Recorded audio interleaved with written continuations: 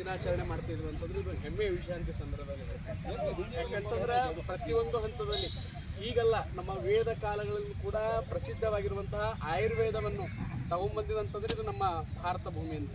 ಹಾಗಾಗಿ ಪ್ರತಿಯೊಂದು ಹಂತದಲ್ಲಿ ನೀವು ನೋಡ್ತಿರ್ಬೋದು ಮನೆಗಳಲ್ಲೆಲ್ಲ ಏನು ಇರೋದಿಲ್ಲ, ಅರಿಶಿಣ, ಲವಂಗ, ಏಲಕ್ಕಿ, ಇಲಾಚಿ ಇವು ಎಲ್ಲ ಕೂಡ ಮಸಾಲೆ ಪದಾರ್ಥಗಳಲ್ಲ. ನಾವೇನು ಅನ್ಕೊಂಡಿದ್ವಿ ಅಂತ ಮಸಾಲೆ ಪದಾರ್ಥಗಳು ಅನ್ಕೊಂಡಿದ್ದೀವಿ.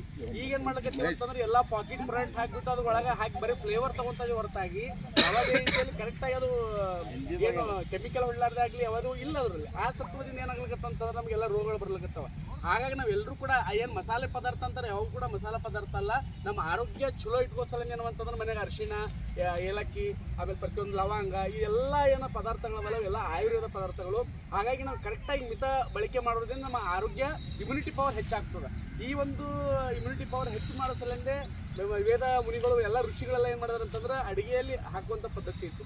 ಅದೇ ರೀತಿ ನಾವು ಕೂಡ ಏನಂತಂದ್ರೆ ಮನೆಯಲ್ಲಿ ಏನು ಮಾಡ್ತಿರ್ಬೋದು, ಏನಾಗಲಿ ಎಲ್ಲಿ ಸ್ವದೇಶಿಯಲ್ಲಿ ಸಿಗ್ತದೆ ಅದು ತೊಗೊಂಬಂದ್ಬಿಟ್ಟು ನಾವು ಅಡುಗೆ ಮಾಡೋ ಮುಖಾಂತರ ನಮ್ಮ ಇಮ್ಯುನಿಟಿ ಪವರ್ ಹೆಚ್ಚಿಸ್ಕೋಬೇಕು ಅಂತ ಹೇಳಿ ನಾನು ಹೇಳ್ತೀನಿ. ಹಾಗಾಗಿ ಕರೆದ್ಬಿಟ್ಟು ಸನ್ಮಾನ ಮಾಡಿ ನಾವೆಲ್ಲರೂ ಕೂಡ ಈ ಥರ ಯೋಗ ಮಾಡಬೇಕು, ನಾವು ಎಲ್ಲರೂ ಕೂಡ ಆರೋಗ್ಯ ಸುದ್ದಿ ಇಟ್ಕೋಬೇಕು.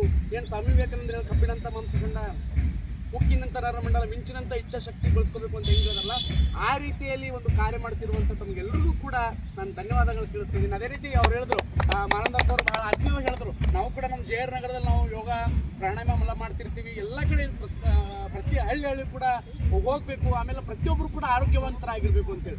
ಈಗ ಕೇಳಬೇಕು ಅಂದ್ರೆ ಯಾರು ಅತ್ಯಂತ ಶ್ರೀಮಂತರು ಅಂತಂತಂದ್ರೆ ಬರೀ ಹಣ ಇದ್ದರೂ ಶ್ರೀಮಂತರಲ್ಲ, ಯಾರು ಆರೋಗ್ಯ ಚೆನ್ನಾಗಿರ್ತೋ ಅವರು ಶ್ರೀಮಂತರು. ಹಾಗಾಗಿ ಆ ಶ್ರೀಮಂತಿಗೆ ನಾವು ಪಡ್ಕೋಬೇಕು ಅನ್ನೋ ನಿಟ್ಟಿನಾಗಿ ನೀವೆಲ್ಲರೂ ಕೂಡ ಬಂದು ನಾವೆಲ್ಲರೂ ಕೂಡ ಯೋಗ ಮಾಡಬೇಕು ಅಂತ ಹೇಳಿದಾರಲ್ಲ, ತಾವು ಮತ್ತೊಂದು ಸಲ ಕೃತಜ್ಞತೆ ಸಲ್ಲಿಸ್ತೀನಿ. ನಾನು ಮಾತು ಮುಗಿಸಿ ನಮಸ್ಕಾರ.